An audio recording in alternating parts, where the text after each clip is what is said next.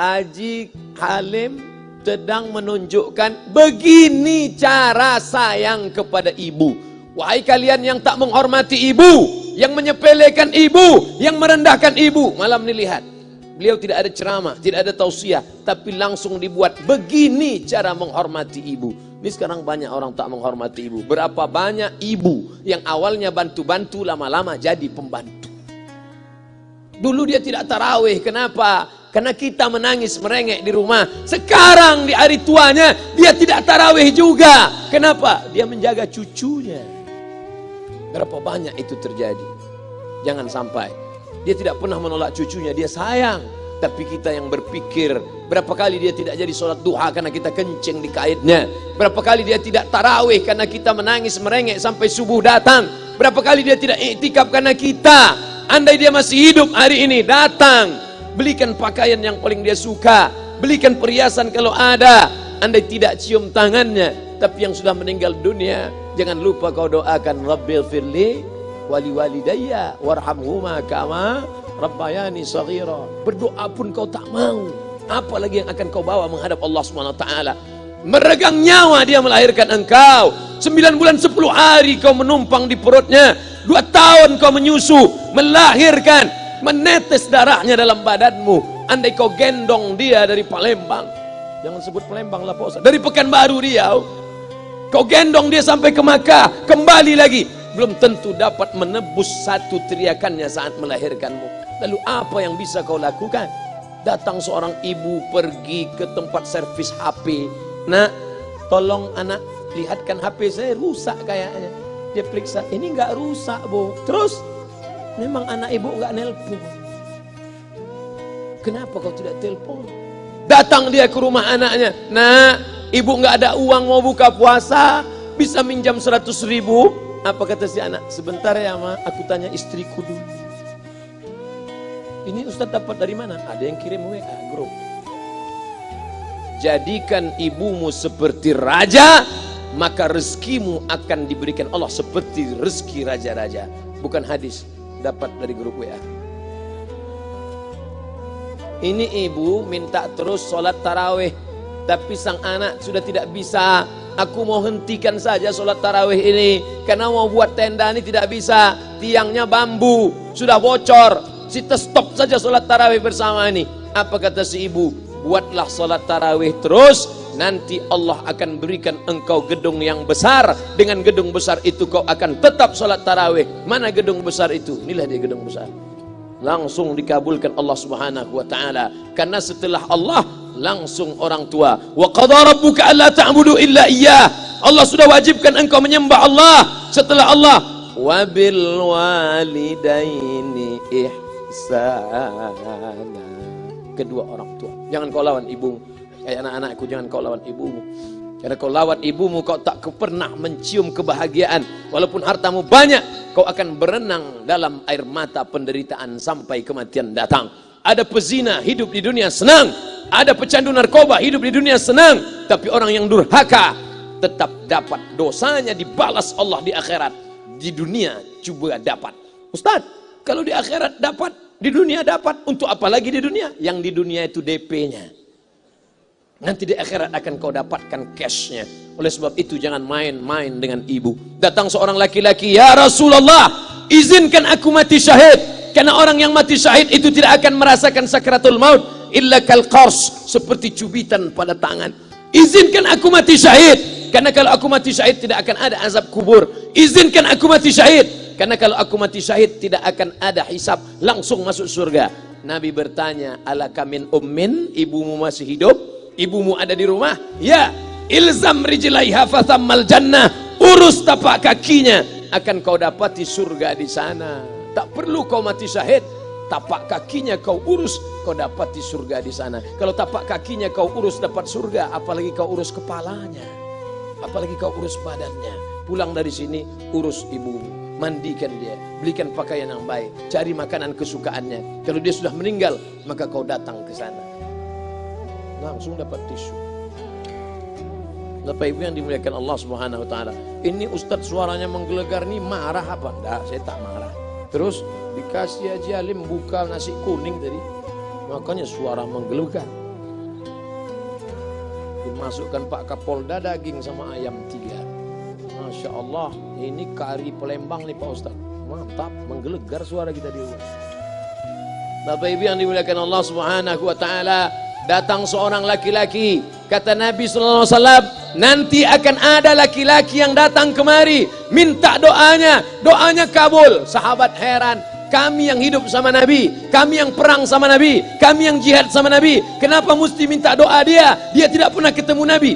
Pokoknya nanti kalau dia datang, minta doa sama dia. Setelah Nabi SAW meninggal, barulah dia datang. Orang itu bernama Uwais Al-Qarni. Kenapa doanya makbul? Dia merawat ibunya. Kalau ibumu kau rawat, doamu dikabulkan Allah Subhanahu wa taala. Apa yang kita lihat malam ini adalah buah bakti kepada seorang ibu. Ya Rasulullah, man ahaqqun nas bi husni sahabati? Siapa yang paling layak mendapatkan baktiku? Ummuka. Siapa lagi? Ummuka. Siapa lagi? Ummuka. Ibumu, ibumu, ibumu. Summa man? Siapa lagi? Abuka. Kami, Ustadz, Jenderal Bintang 5, alim ulama, kami hanya dapat 1, sedangkan kalian ibu dapat 3. Ibumu, ibumu, ibumu. Kenapa ibu dapat 3? Karena ibu bisa melakukan 3. Ibu mengandung, ibu melahirkan, ibu menyusukan. Kalau bapak mau dapat 3, coba yang 3. Pulang dari sini, pergi ke tempat jual kelapa muda, beli 1. Jangan dibelah, ikat di perut 9 bulan 10 hari. Kalau mau merasakan melahirkan, pulang dari sini, pergi ke tempat jual mangga. Telan bulat-bulat, keluarkan bulat-bulat. Emang enak jadi perempuan. Mereka luar biasa. Tanya ibumu, berapa kali dia meninggalkan puasa Ramadan? Saat mengandung engkau, 30 hari dia tak puasa. Saat menyusukan tahun pertama, 30 hari dia tak puasa. Saat menyusukan tahun kedua, 30 hari dia tak puasa. Saat dia mau ganti qadha tahun berikutnya, adik mau menyusul. Hari ini dia belum mengqadha puasanya, dia terhutang di hadapan Allah. Lalu apa yang bisa kau lakukan? Malam ini betul-betul disadarkan. Alhamdulillah, ibu saya masih hidup, umurnya 70 tahun. Saya akan pulang dari kajian malam ini. Nampaknya malam ini saya yang ceramah, saya yang tausiah, tapi saya mengambil pelajaran. Pulang dari sini saya akan lebih sayang pada emak saya. Saya lebih cinta kepada ibu saya. Saya malu, saya hanya pandai berceramah, berkata, tapi orang sudah mengamalkannya langsung. Haji Halim membelikan gelang ibunya 2 kali sampai 4 kali setahun. Gelang cincin. Sudah dibelikan 2 bulan, hilang. Kemana? Ada orang susah tadi aku kasih. Ternyata itu yang membuat rezeki melimpah ruah. Maka rezeki buah yang sudah matang harus kita joloknya dengan apa? Dengan berbakti kepada ibu. Bapak ibu yang dimuliakan Allah, saudara-saudaraku yang dimuliakan Allah Subhanahu wa taala. Ibu ini luar biasa. Sampai-sampai ibu, Ustaz jangan nunjuk pakai tangan kiri lah. Oke, pakai kanan. Ibu, andai ngomong ibu salah, tetap dikabulkan Allah Subhanahu wa taala. Ada seorang ibu memanggil anaknya, "Ya Juraij, wahai Juraij." Anaknya sedang beribadah. Ibadah pada Allah atau nyambut ucapan ibu? Allah lebih mulia, dia diam. "Ya Juraij." Dia tetap diam. "Ya Juraij." Dia tetap diam. Dia tidak jawab seruan ibunya. Sampai akhirnya ibunya berkata, apa kata ibunya? "Allahumma la tumitshu hatta turihi wujuhal mumisat." Jangan matikan Juraij sebelum matanya melihat wanita, maaf, tunasusila. Jangan matikan Juraij sebelum matanya melihat wanita tunasusila, WTS PSK, orang nakal, orang jahat. Tidak mungkin ahli ibadah matanya melihat orang jahat, tapi takdir berkata lain. Tak lama setelah ucapan sang ibu, ada seorang WTS PSK hamil, tidak diketahui suaminya, ditangkap, ditanya, "Siapa yang menghamilimu?" Apa kata si perempuan? "Yang menghamiliku adalah Juraij." Sampai Juraij ketika difitnah, perempuan wanita susila itu ditanya, "Siapa yang menghamilimu?" Ternyata dia berkata, "Juraij." Akhirnya mereka menangkap Juraij. "Juraij, ternyata engkau selama ini pura-pura saja menjadi pelaku ibadah. Engkau ternyata sudah menghamili perempuan ini." Mereka menghancurkan tempat ibadah Juraij. Tapi kemudian Juraij sabar. Dia katakan, "Nanti tunggu anak itu lahir, kalian baru tahu." Setelah tak lama anak itu pun lahir dan mereka bertanya, Mereka bertanya kepada anak kecil yang belum bisa bicara, "Ya gulam, wahai anak kecil, man abuka? Who is your father?" Siapa bapakmu? Hai anak kecil, siapa bapakmu? Juraij menusuk pusar anak itu dengan telunjuknya. Dia mau tunjukkan kepada orang ramai bahwa dia tidak salah, dia tidak pezina, dia tidak melakukan perbuatan dosa. "Ya gulam, hai anak kecil, man abuka? Siapa bapakmu?" Apa kata anak kecil itu? Ko-boy. Ko sapi, boy penjaga sapi, pengembala sapi. Bapakku pengembala sapi. Barulah orang Yahudi tahu ternyata ra'il ghanam, yang menghamili PSK perempuan jahat tadi adalah penggembala sapi. Lalu kenapa fitnah itu terjadi? Allah mengabulkan doa si ibu sebelum Juraij mati. Matanya pernah melihat wanita tuna susila. Oleh sebab itu ibu jangan sampai kalau marah sama anak memanggil anak dengan kata-kata yang tak baik. Setan, hantu. Kalaupun marah panggil dia, calon wali kota. Sini sebentar. Kalau marah betul, calon gubernur. Sini sebentar. Doa ibu dikabulkan Allah Subhanahu wa taala. Saya setahun setiap bulan Februari ceramah di Kuala Lumpur seminggu. Kuala Lumpur, Selangor, Sarawak, Kuching, kemudian Malaka, Ipoh, Negeri Sembilan. Ketika saya tausiah datang ibu-ibu makcik Malaysia. Assalamualaikum, waalaikumsalam. Ustaz Somad, ya. Saya nak jumpa dengan emak Ustaz. Loh, ngapa jumpa emak saya? Jumpa saya lah. Ustaz pasti dididik oleh seorang ibu. Saya ingin jumpa ibu Ustaz. Saya sangka dia mau jumpa saya. Ternyata ibu di tengah para habaib, diambil diri seorang profesor, dibalik diri seorang gubernur, wali kota, Kapolda. Di dalam diri mereka ini adalah orang-orang luar biasa, tapi dilahirkan oleh perempuan-perempuan yang super luar biasa. Betul? Mereka ini semua dibesarkan perempuan.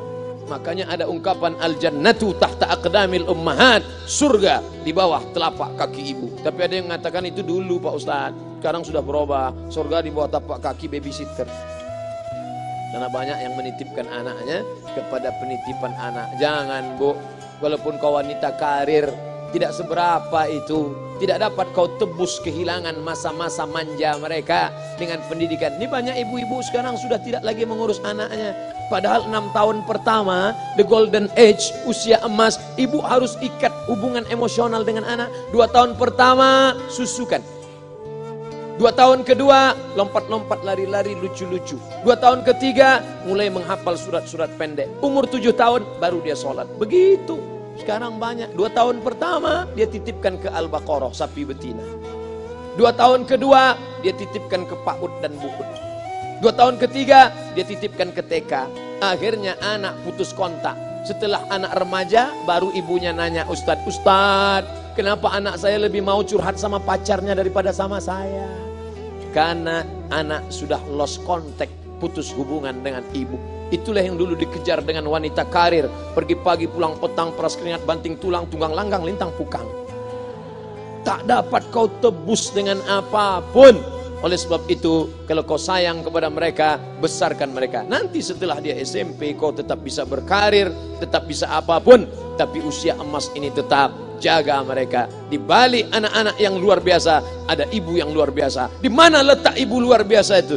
Inilah dia, ibu-ibu semua insya Allah. Amin.